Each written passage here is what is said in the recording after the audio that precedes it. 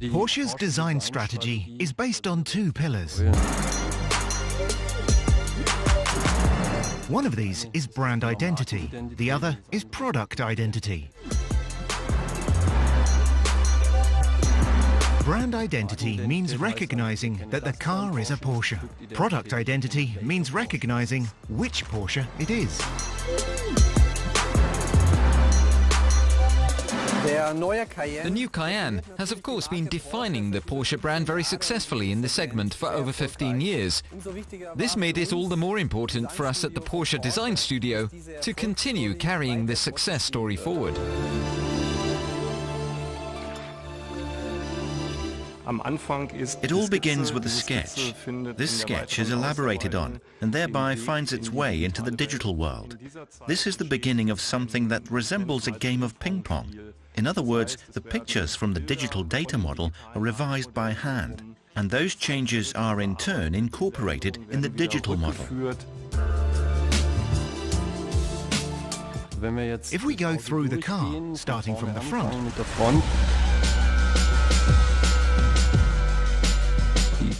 the wings have become a little more pronounced when viewed from the front, also as regards the shape of the headlights. Looking inside the headlight unit, you see that it is maximally modeled in 3 dimensions. The large air inlet vents, which are typical of a Porsche, are of course there for technical reasons, but they're also upgraded by very beautiful fine details such as these fins, which are functional too, of course. The previous model already had a very dynamic roofline, in my opinion. But we have done some more work specifically on this line, as well as on the outline of the side window. We now have a markedly flatter roofline, which makes the vehicle sportier. We have also designed a very beautiful dynamic outline for the side windows, making it look even more like a sports car. I always say the 3 most important aspects of automotive design are 1. The proportions, 2. The proportions, and 3. The proportions. The relative size of the wheels compared with the body is extremely important, of course. When it comes to the fine-tuning, this includes the design of the rims, which can be made to look a bit bigger.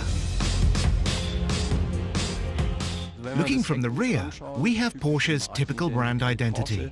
The cockpit is drawn inwards. We have these shoulders. We have the ribbon with the rear lights, which is part of the brand identity. The story behind this is simply that we introduced the ribbon to the sports car as a new element. And this design element was then consecrated and became part of the Porsche brand identity. In purely stylistic terms, the ribbon of the rear lights help us to distribute the volume better. The car looks distinctly more lightweight.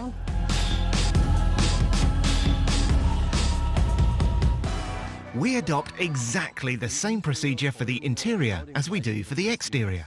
Brand identity and product identity. Here again, it was an important step to move forward into the modern age. That is to say, we now have a large center screen. The display has become distinctly larger, and it also adopts the idea of touch-sensitive surfaces. We also try to give the driver and passenger the sense of really becoming a part of this machine. One example of this is the upward-sloping center console. The fact that the instrument, as we call it, is slightly curved. That's one of the themes that keep repeating throughout all our model ranges. It is certainly an inspiration for us, making the existing elements of the car even more typical of Porsche in the next generation. And we've tried to make things much cleaner, to tidy things up, to produce a calmer interior in which you can concentrate, well, first of all on the road, of course, but also on the beautiful materials, the gracefulness. We also use very high-quality materials, of course. For example, in terms of the types of leather we offer, including top-class leather of club quality. Take a sports seat like this, for example, which has turned out very beautifully. A top-class seat, it looks very sportive with its pronounced shoulders and the integrated headrest, another typical Porsche feature.